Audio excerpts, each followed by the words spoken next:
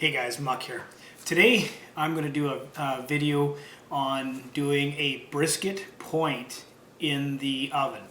So I've noticed in the grocery stores lately that butchers in the stores have been cutting up their briskets instead of the large packer size. They've been separating them, the flats and the points, and selling them that way, which is a great way to do it for smaller families and people that just can't or don't want to cook a 10, 12 pound brisket and then have all the leftovers. So I've got a just shy of 3 pound point of a brisket. And I'm not going to use the smoker today, not going to go through the process of firing it up and stuff. I'm going to basically do the same process, but I'm going to do it in the oven.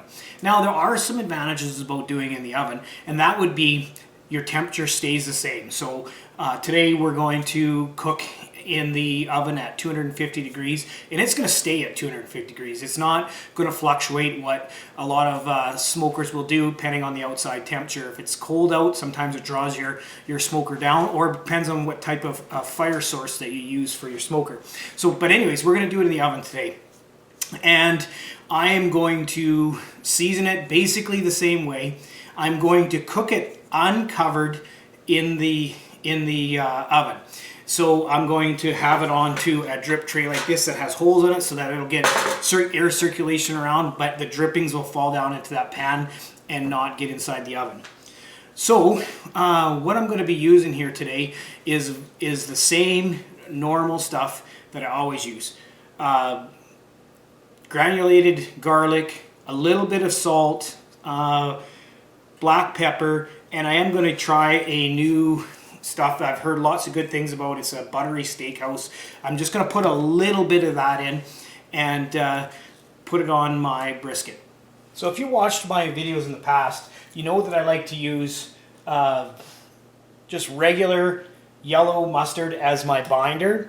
And so what that is I'm going to spread all around, or I like to use olive oil as well, but I'm going to spread mustard on here. And then because I'm not doing it in the smoker, and of course the oven doesn't generate any fire or smoke, I am going to be using a little bit of liquid smoke today to give it that smoke flavor. And here's the black pepper, granulated garlic, salt, like I said, and this Kinder's buttery steakhouse stuff. So I am going to put my mustard on there, rub it in. You can tell that this brisket's been really trimmed up very well, so there's not much, well, there's almost no trimming that I have to do. Okay, so once I get the mustard all over it, I'm going to grab our liquid smoke, and I'm going to get this all dirty, but I'll clean it off. And I'm just going to drop some liquid smoke on there. I don't want to be too powerful. I'm going to rub it in. And the liquid smoke is going to mix in with the mustard to give it that nice binder. And trust me, done this hundreds of times. The mustard itself won't be a big deal. I know what you guys are saying right now, but Muck, it's not going to have that nice smoke ring and bark on the outside.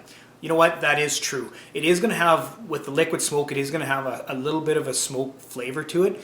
But you're right. The oven's not generating any smoke or any fire or anything like that, so it will not have that smoke ring. There are certain ways to do it. You just have to Google it on YouTube or on the internet. There's a chemical process that you can brine the brisket in that'll give it that little bit of a smoke ring. I don't care about that. This is a small 3 pound. This is just going to feed my family, so I don't really care about the presentation per se. And you know what? We will have a bit of a bark. So I've got my stuff mixed up right here already. So just with the pepper and all the seasonings that I'm putting on this, you're going to have a bit of a bark. Plus, cooking it till about 160 degrees internal temperature is going to dry out the outside a little bit to give it somewhat of a bark texture. So don't stress about like that. Let's get to putting the spices on.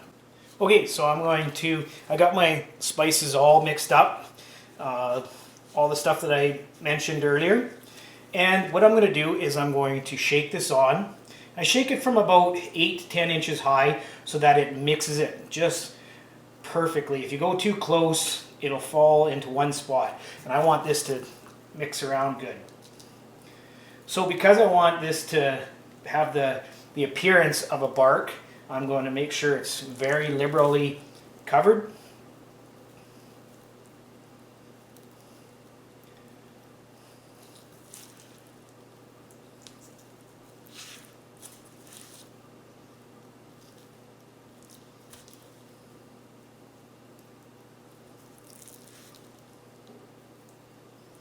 Now, as I've done videos in the past, I've mentioned that the points are really good for making burnt ends.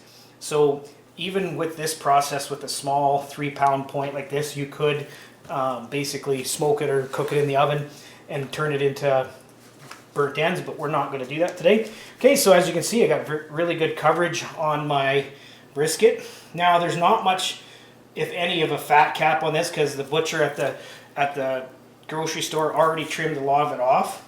So I'm going to just put that onto my grate like this. And what I'm going to do is I'm going to put that, like I said, in the oven at 250 degrees. I am going to put an internal thermometer or probe in there to make sure that it is comes up to temperature. And just like brisket, once it gets to about 160, 170 degrees, which should be in about 3-4 hours, I am going to wrap it up and then turn the temperature of the oven up to 300 and finish it off. Okay, we're going to put our brisket in the oven.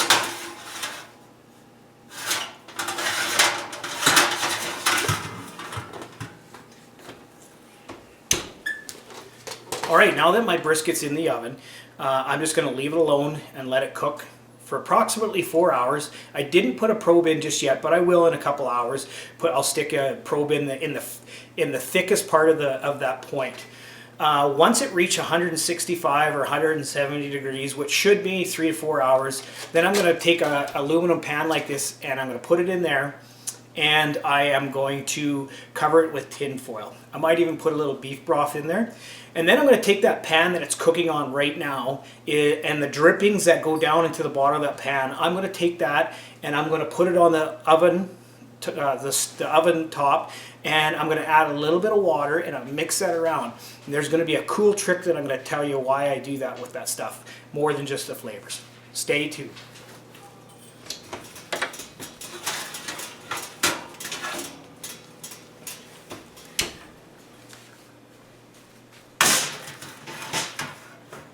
Okay, so about 165, I'm going to pour a little bit of this beef broth in here, and what will happen is the brisket should ideally suck that back up into the meat as it's cooking. So I'm going to put that in there, throw this on there.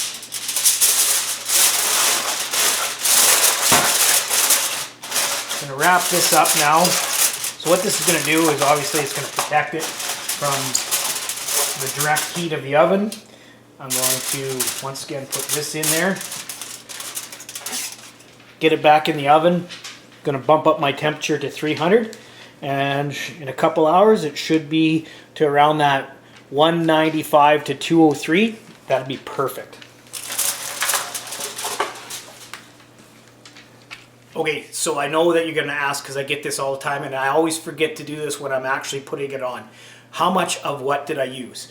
So, for black pepper, I used 2 tablespoons of black pepper, 2 tablespoons, so equal parts of garlic, so 2 tablespoons of garlic, about a half a tablespoon of that salt, and 1 tablespoon of that steak buttery flavor. Now, that, like I said earlier, that is an experiment. I haven't used that stuff yet. I'm sure it's going to be good because everything I heard about putting that stuff on steaks makes it taste amazing. So it's just an added bonus. So equal parts, 2 tablespoons of pepper, garlic, half a tablespoon of salt, and then 1 tablespoon of that steak spice, the buttery stuff.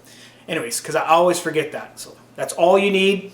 Spread that mustard on there, a little bit liquid smoke to give it that smoke flavor, and she's ready for that. All right, so the brisket's done.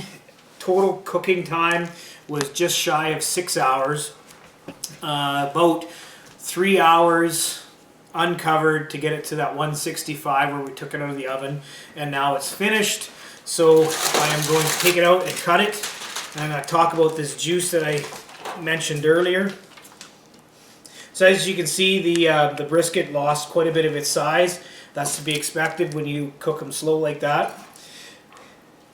So I'm going to cut into it. As you can tell, like I said earlier in the video about it's not really going to have a bark because it's not smoked. Well, if you look at it, it kind of does. So when you're cutting brisket, the key is to cut it in about 1/4 inch slices. That way it doesn't fall apart. Now you can see here I don't have the smoke ring that I was talking about, but look at how much moisture's in there. So it really does cook almost like a smoker. So I'm going to cut these into excellent little slices and have it prepared. Again, give it a try.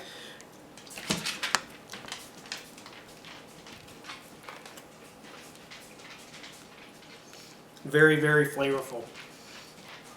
So now, what I was going to tell you about the juice that was in here. So I scraped the juice that was in the other pan in here with the beef broth that I put back in here. One way, so if you're serving brisket into slices like this, eventually this will start to dry out as it oxidizes with the air that touches it. A little tip that you can do to keep the moisture in there is, if you're not going to use this for gravy, you can take a baster and baste all your pieces with this juice, and it'll actually keep it from drying out. So anyways, this is brisket done in a oven as opposed to a smoker. Virtually tastes the same. The only difference is you don't have that smoke ring. Putting that liquid smoke on there gives it that little bit of taste of a smoker. So yeah, I'm going to cut this up and serve it for supper. Take care.